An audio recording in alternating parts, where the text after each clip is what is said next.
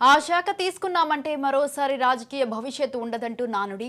ఆ శాఖ మంత్రిగా పనిచేసిన ఏ మంత్రి అయినా రెండోసారి గెలిచిన దాఖలాలు కానీ రాజకీయంగా ఉనికి గానీ ఉండదని ప్రచారం ఎక్కువగా వినిపిస్తుంది. ఇప్పుడు అదే శాఖ మంత్రిగా పనిచేసిన మాజీ మంత్రి సైతం ఆ శాఖ మంత్రిగా పనిచేశాం కాబట్టి తనకు సీటు రాదని భయంతో వణికిపోతున్నారు. అసలు ఆ శాఖ ఏది? ఆ మాజీ మంత్రి ఎవరు? తెలుగు రాష్ట్రాల్లో దేవాదాయ మంత్రిగా పనిచేసిన వారికి ఆ పదవి నుంచి తప్పుకున్నాక రాజకీయ భవిష్యత్తు ఉండబోదనే సెంటిమెంట్ ఉంది. గతంలో ఉమ్మడి రాష్ట్రంలో దేవాదాయ శాఖకు మంత్రులుగా పనిచేసిన వారితో పాటు ఏపీలో గత టీడీపీ ప్రభుత్వంలో మంత్రిగా పనిచేసిన మాణిక్యాలరావు వరకు అంతా పదవి నుంచి దిగిపోగానే రాజకీయంగా ప్రాధాన్యం కోల్పోయిన వారే. ఇందులో ఒకే ఒక మినహాయింపుగా తెలంగాణ మంత్రి అల్లోల ఇంద్రకిరణ్ రెడ్డిని చెబుతుంటారు.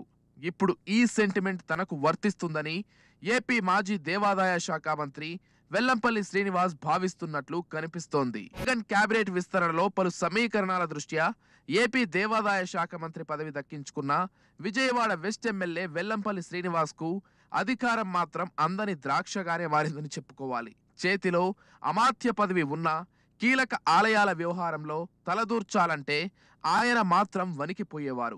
రాష్ట్రంలో కీలకమైన టీటీడీ బోర్డు చైర్మన్ పదవిలో జగన్ బాబాయ్ వైవి సుబ్బారెడ్డి ఉండటం, మిగతా ఆలయాల విషయంలోనూ పార్టీలో స్థానిక నేతలకు ఉన్న పట్టు కారణంగా మంత్రి వెల్లంపల్లి నామమాత్రంగా మిగిలిపోయారు. గతంలో దేవాదాయ శాఖ మంత్రులుగా పనిచేసిన వారంతా అనంతరం రాజకీయంగా ప్రాధాన్యం కోల్పోవడం, ఇతర సెంటిమెంట్ల కారణంగా తనకు ఇచ్చిన 2.5 పదవీ కాలం ఎప్పుడు పూర్తవుతుందా అంటూ ఎదురు చూస్తూ గడిపేశారు. మరోవైపు గతంలో తాను ప్రాతినిధ్యం వహిస్తున్న విజయవాడ పశ్చిమ నియోజకవర్గంతో పాటు నగర పరిధిలో చాలా ఆలయాలు, ప్రార్థనా స్థలాలను టీడీపీ ప్రభుత్వం అభివృద్ధి పేరుతో కూల్చివేసింది. అప్పట్లో వైసీపీ తరపున వెల్లంపల్లి శ్రీనివాస్ పలుమార్లు ఆందోళనలు, ధర్నాలు చేపట్టారు. తాము అధికారంలోకి రాగానే వాటిని పునర్నిర్మిస్తామని హామీలు కూడా ఇచ్చారు. కానీ అధికారంలోకి వచ్చాక మాత్రం వాటి గురించి మాట్లాడేందుకు సైతం ఆయన ఇష్టపడడం లేదు. ఇప్పుడు ప్రార్థనా స్థలాలపై దృష్టి సారిస్తే విపక్షాలు రాజకీయం చేస్తాయని, అది చివరికి తన సీటుకు ఎసరు పెడుతుందని వెల్లంపల్లి భయపడుతున్నట్లు తెలుస్తోంది. అందుకే వివాదాలకు కాస్త దూరంగా ఉండాలని వెల్లంపల్లి నిర్ణయించుకున్నారట.